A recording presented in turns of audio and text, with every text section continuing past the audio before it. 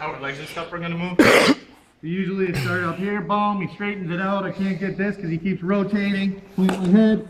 I usually almost always start the same when I dive underneath here. And I get locked up. Like I said, I prefer to be out by the elbow, okay, because I'm not that big and I'm not that flexible. Being up by the shoulder requires longer arms. Now I tuck his hand up behind his back. There are options from here, but I feel like he's got much more strength in his shoulder. Okay, so he's going to be able to hold out a little bit longer. I love when people Kimura me this way because all I have to do is keep that hand and the arm planted. As long as I keep my back on the ground, this arm's fairly safe. Okay, but when I get out to the elbow here, now I've got a lot more leverage. All right, and I'm using my butt. You see how my side control changed? I'm not hip down anymore. Okay, I'm up on my knees because I want to be able to move. All right, again, there's a couple of options here as far as how I want to finish it. Easiest way, in my opinion, and the most common way is to step over the head. But if he knows what he's doing, he's going to keep this arm up into my hip. So I can't step over, all right? I just can't get over it. So I got to have another option. So instead, I'm going to lift that shoulder up. I'm going to start walking my hips forward, all right? My elbow comes up above his body, but I'm trying to tuck him on top of his hand here until he taps. If he doesn't tap, I get above that hand and I lay down, his elbow explodes. All right? Putting that pressure down, you see how that torques. If you ever watched Renzo Gracie versus Sakuraba, how Renzo's arm snapped, that's about what'll happen to him, only he'll be laying on it. Okay? So that's another option. Austin loves this one. Okay? Because he knows if you know how to defeat the first one, he'll just walk above you because his back's so strong. All right? And his grip is so good. Okay? So this is a really common one. Plus, the other nice thing is that you don't give up position. Right? I'm still on top of him. I can still grind on him a little bit, drive that hip into him. All right, steel cup if I'm wearing it like he does, okay? But I'm gonna tuck that hand behind him, all right?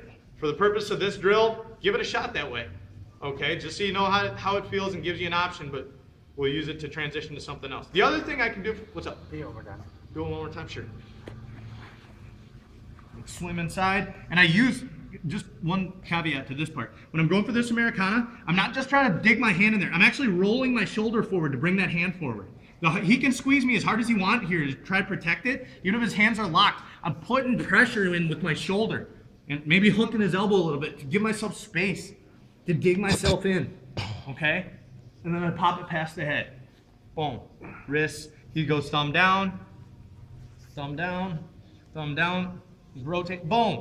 Up, he went too far. I lost it. Head down. I dig under the shoulder to start. And as soon as I get the hand under, now I'm going to walk my way out to his elbow. Okay? Hips are down. If he's not protecting, all right, then I'll start working those hips up and over. Sitting him up. All right? If he is protecting, he's got a real good arm control, shoulder control here. Sorry, Corey, I'm running away from you. You asking questions. I've got my control. All right? This time I'm just going to work my way forward. I'll start walking it up, and I'm going to post on his hand. Right? I'm gluing his hand to the ground. All right? I got to be careful of him trying to get his knees up in the way. That's going to be the biggest defense he's got at this point. All right? And I just walk my way around his body. I might even lose it with that bottom hand. That's fine. I can still tuck it here. All right? I can Bruce with that once in a while. He gets really pissed. All right? The other thing that might happen here, if he doesn't plant his hand for the defense. Just more. All right? If he doesn't plant it to defend, and he's still mobile, he's going to go thumb up. I just go straight back out again to my straight arm bar. All right, he goes thumb up again, even farther, boom, that's fine. Elbow to his ear, plant the wrist, back to the Americana. He goes thumb down, straight arm bar, he keeps going, I lose it, back to my Kimura. And we'll just play this game all day until one of them works. All right? Rogan's been quoting one of the Gracie brothers.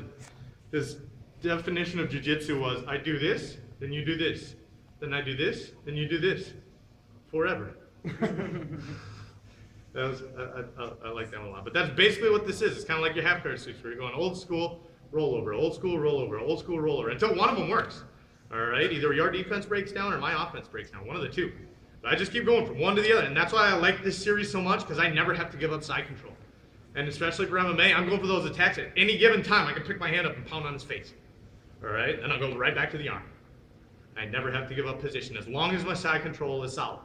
All right? If you start kicking out the bottom leg and I'm not paying attention, I'm lifting, now I'm in trouble. But as long as I keep those hips glued to him, I can sit here and attack this arm all day. I'm ready to move to something else. Any other questions? All right, so give those different Kimura attacks an option.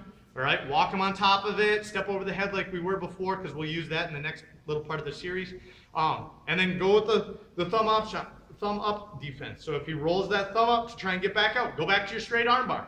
All right, and then back to the Kimura, and we'll just walk through the 3 attacks a couple of times. All right, try to finish each one over and over and over, just to get used to the different wrist movements. Again, it's kind of like that step over armbar Americana on this side. It's by feel. You can't look at it necessarily and see what's wrong. A lot of it is just, this doesn't feel right, especially with that straight armbar. You gotta play with your elbows, play with your head, figure out what works for you, because all of our arms are different shapes. Good? 1, 2, 3,